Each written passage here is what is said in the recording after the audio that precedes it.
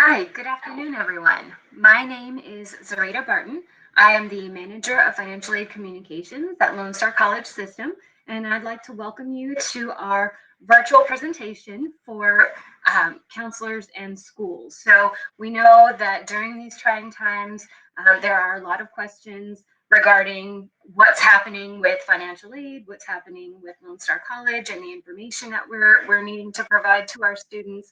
So we're hoping today to get you some updates on what's going on with financial aid for the 2020-2021 school year. We're partners and we definitely want to make sure that we are able to support our students as well as we can. And hopefully this can provide a little bit of clarity for you today. I hope that all of you are well, that your families are safe, and that during these trying times, you're able to get your jobs done and help our students just like we are. So with that, I'm going to give it over to Keith Dixon. He's our Executive Director of Financial Aid Student Services to give you a quick welcome. All right, thank you, Zarita. Let me first say that we are excited to have you as a part of this virtual workshop. One of the things that we want to make sure is that you know that Lone Star is committed to you and to your students. And as Zarita mentioned, we understand that these are difficult times that we're going through, but we're all going to get through this. And like I said, we want to make sure that we're that resource for your student. Our main goal today is to hopefully get you information and resources that you can use in better assisting your students. But also, again, I just want to make sure that you know that we are here as your partner and we're here to support all your efforts. So with that, thank you. And back to you, Zarita. All right, thank you. So you're going to hear from a lot of different individuals from across the system from financial aid. So I just want to do a quick introduction. Of course, you have myself. I'm the manager of financial aid communications, and Keith Dixon, executive director of financial aid student services over the campuses. You're also going to hear from Carlene Eglos. She's the manager of financial aid at the Montgomery campus. Alberto Cuevas, he's a financial aid advisor at the Cy-Fair campus. You'll hear from Kevin Hodge, manager of financial aid at the Tomball campus. Kiana Bastian, manager of financial aid at the Houston North campus. Pierre Flood is the manager of financial aid at the Kingwood campus, and Monica Young is the director of the Financial Aid Contact Center. So just a quick run through of our agenda to let you know what we're going to be covering today. We're going to have a brief FAFSA and TASFA overview. We know that a lot of our counselors and ISD partners are very seasoned and have a great background in financial aid information, but in case there's any newbies or you hear something new, we're just going to give you a quick overview. We're also going to give some updates on the Lone Star College TASFA process and FAFSA verification processes. We're going to share some updates on Lone Star College processes based on the new information from COVID-19. We're going to talk a little bit about satisfactory academic progress, which is always important. We're going to give you some additional resources, and then at the end, we'll have time for questions and answers. So during our presentation, you'll have the options of being able to ask questions in the chat. So we have some behind the scenes folks who are going to be answering questions in the chat, but we can also take a look at those at the end of the presentation and make sure that all of your questions get answered. So please feel free to ask questions as we're going through our presentation. With that, I'm going to hand it over to Ms. Carlene Eglos for our FAFSA overview. Thank you so much, Zarita, for that warm welcome, and hello, good afternoon, and good evening to everyone. I will be going over a quick overview over the TASFA and FAFSA process. And then, of course, we'll go into the different types of financial aid that comes along with each. So for the FAFSA, as you know, Zarita mentioned, we are well aware that you guys are very well seasoned with the FAFSA, but just to give you a brief overview, students who are U.S. citizens and eligible non-citizens, they have the option to complete the FAFSA, which is the free application for federal student aid at FAFSA.gov. They also have an awesome feature as well where students can actually download the My Student Aid mobile app. So if they don't have access to a computer, this is also available. The FAFSA application is available every year, October 1st, for the following academic year. So please encourage your students as soon as it is available to go ahead and complete it. Now, the FAFSA does use income information from 2 years prior. So definitely have their tax documentation from 2 years before, and that will definitely help. With the FAFSA, I know I get this all the time from different counselors about what happens if there's a special circumstance. We do have different professional judgments that can be, that is available with the FAFSA. Later on, there will be some discussion about the different types of forms available, okay? Let's go over for the TASFA overview. So with the TASFA, this is the Texas application for aid. So this is available at the collegeforalltexans.com website, or a much more thorough documentation and requests for different types of documentation can be found at our lonestar.edu-financial aid-forms.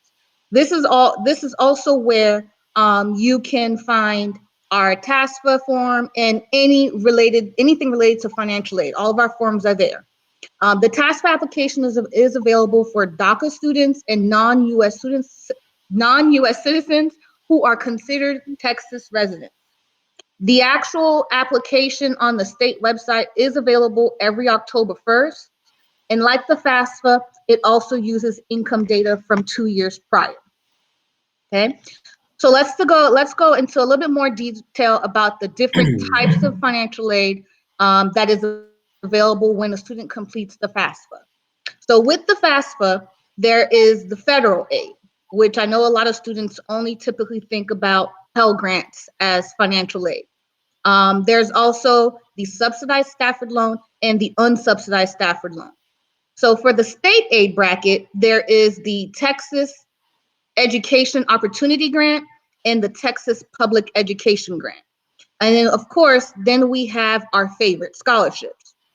I do want to take a moment while we're all on the topic of scholarships, is that the application deadline closes today. And with the help of campus presidents' notifications to all of our ISDs, our scholarship application submissions have increased. So I also want to take a time out to tell you all, thank you so much for all of your efforts. We couldn't do this without you. And then another umbrella for scholarships, let's not quite forget, we also have our Workforce Solution scholarships. If you go to our Lone Star webpage and go under financial aid, specifically under scholarships, this is where you'll also get a chance to see the different scholarships we have available for our Workforce Solutions program. Now that we've discussed a little bit over scholarships and all the different types of aid, I'm going to go ahead and pass this over to Alberto, where he will discuss the TASFA process and some of the common errors that we should look for when it comes to the different to TASFA. Hello, everyone. My name is Alberto, Financial Aid Advisor at Cy-Fair Campus, and I'll talk to you all about the TASFA process and its updates that it's had during this COVID-19 time. The application has been converted to a fillable PDF with electronic signature. You can also submit the 1040 forms directly from your tax preparer instead of the tax return transcript directly from the IRS. So make sure that you tell your students that. Applications can also be submitted by email. Just make sure that your students are submitting them from their My Lone Star email. We do get a lot of TASFA common errors. These are some. Make sure that the students fill out their full legal name. Their name must match their ID and their affidavit. Also, questions regarding dislocated workers, household size, and tax return information. As stated before, make sure that the students submit their tax return directly from either their tax preparer or the IRS. Question 18 through 20, if the student has earned a bachelor's or an associate's degree, they're not eligible to receive TASFA funding. Question 21, no on-campus housing at Lone Star College. Question 60 and 65 include ITIN number if used. Question 64, if the parents filed a joint, both parents filed. Question 67 through 78, enter 0. Do not leave any questions blank. On this next slide, it will show y'all all the advisors for every single campus. So if a student has questions, make sure that you direct them to each of their campuses. Make sure that you take a screenshot of this, and I will pass it on to Mr. Kevin. Hi, my name is Kevin Hodge. I'm the manager of the Tomball location. We are so glad to have you guys with us this afternoon. I will be going over how the FAFSA flows in our Lone Star system and the complete process from completing the FAFSA to the student getting awarded. As soon as the student and the parent completes the FAFSA will be processed and the student will receive an email. Once they receive the email that their FAFSA has been processed, within 24 hours, Lone Star will receive the ISER within its system. Once we receive the ISER in our system, the file will, if it was selected for verification or has any C codes on it, will be added to the student's account. The students will receive a verification email to let them start the verification process. If they have any C codes on their account, they will also receive an email to let them know what they need to turn in so that their FAFSA can be completed. When the student completes the verification process, and that will be discussed by Ms. Kayana Bastain, and all of the C codes, then the file is complete. Once the file is complete, it will go through the awarding process in our system, and the student will receive an email of all of their financial aid awards for that term. At this time, I'll pass it over to Kayana.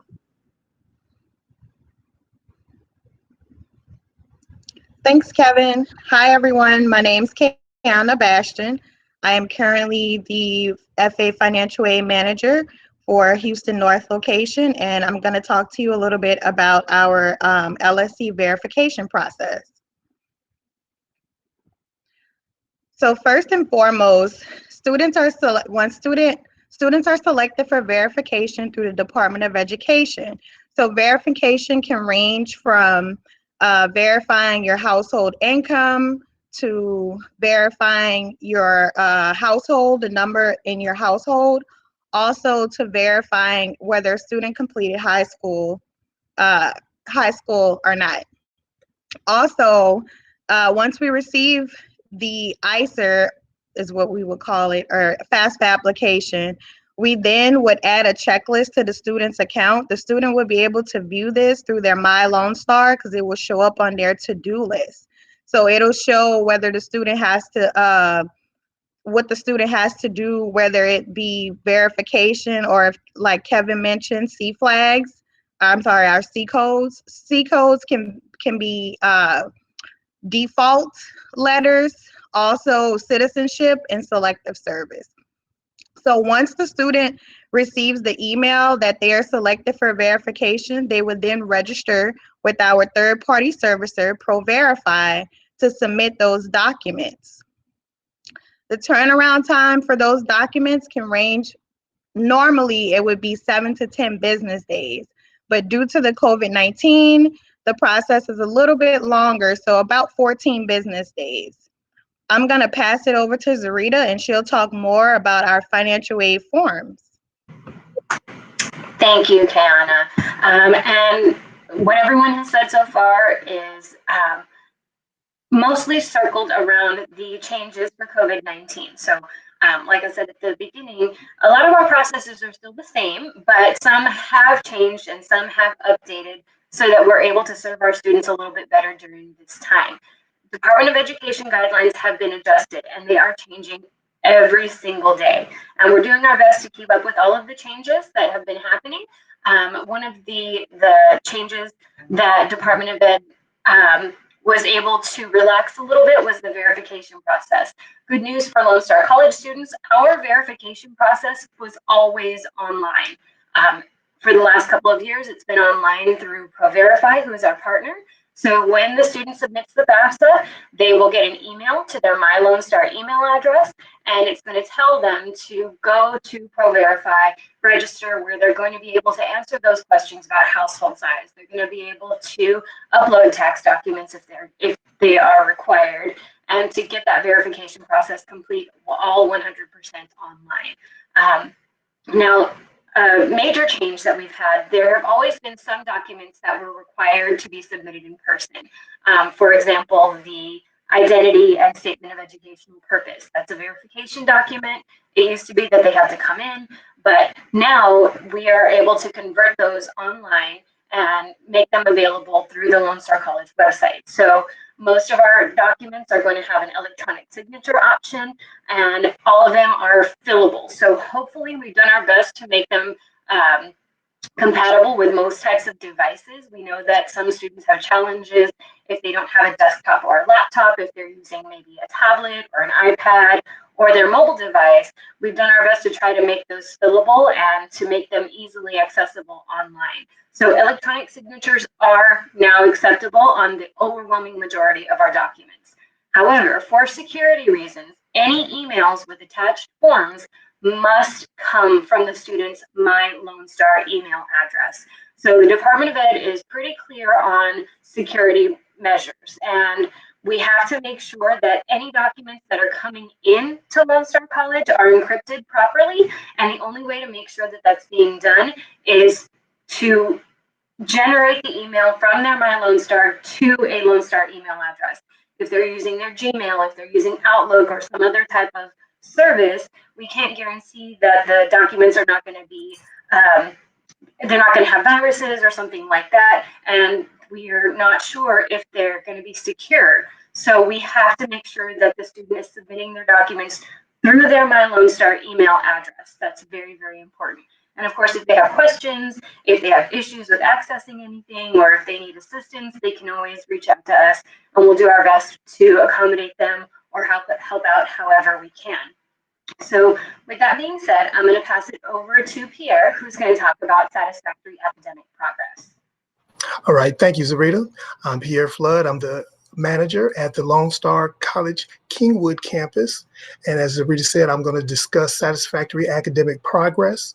And the number one thing we want students to understand when they accept financial aid, they are accepting the responsibility to maintain these SAP standards. We call it SAP for short, SAP. To be eligible, students must meet the following three standards based on federal, state, and institutional requirements.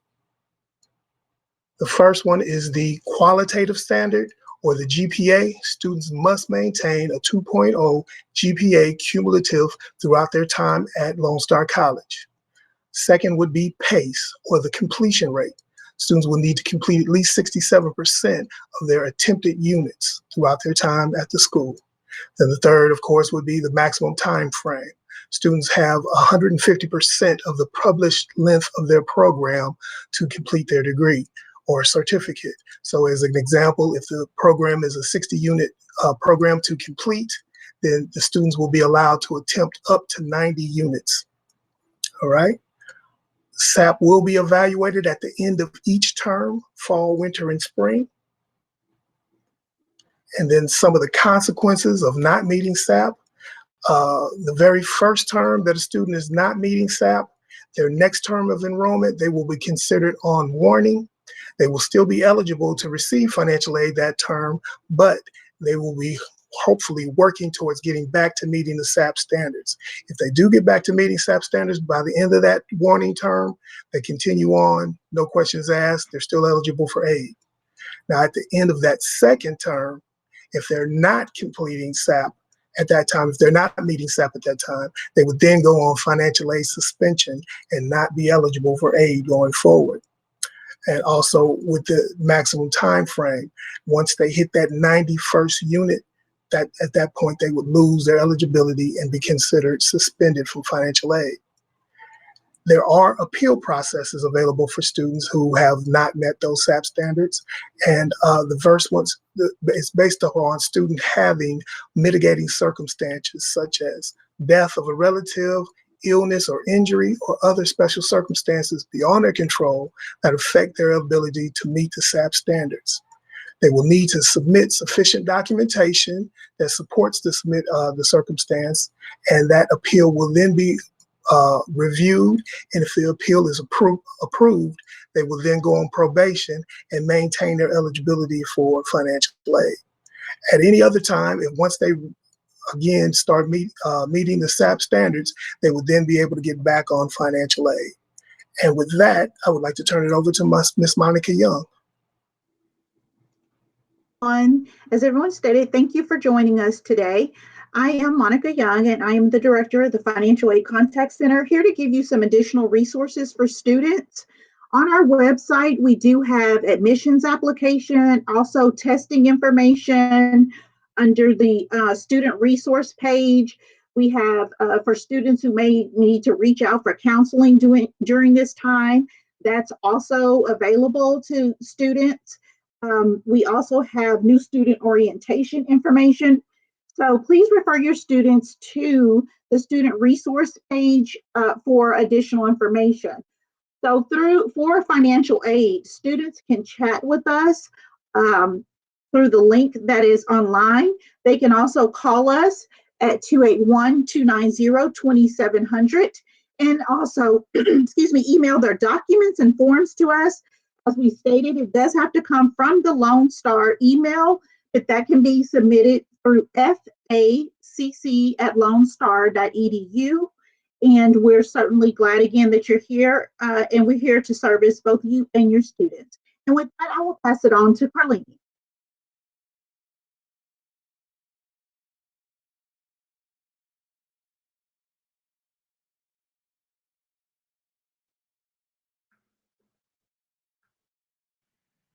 You can see there that the contact information for the financial aid managers is available to you for each campus.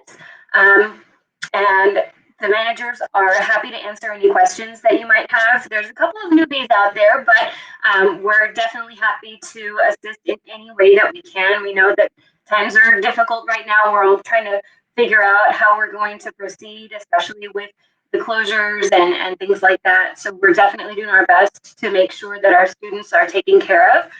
If you reach out to us, if you have questions or concerns, we are happy to assist.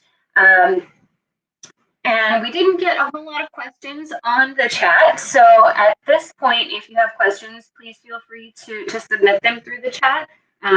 Ms. Cindy Montante, who's one of the advisors at our North Harris campus, made sure to emphasize that students should be contacting us through their MyLoneStar email address.